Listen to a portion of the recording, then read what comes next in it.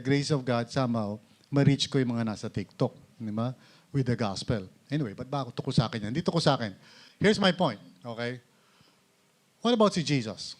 Ha? Let's ask the question. Naboto ba siya bilang person of the year? Well, actually, hindi siya naboto bilang person of the year. And that is because hindi naman kasama sa criteria si Jesus. Dahil kailangan na buhay ka nung time na pinipili nila yung person of the year. Eh, siyempre, si Jesus was born 2,000 years ago.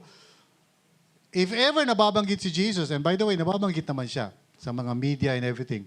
Pero usually, para mag-raise up ng controversy.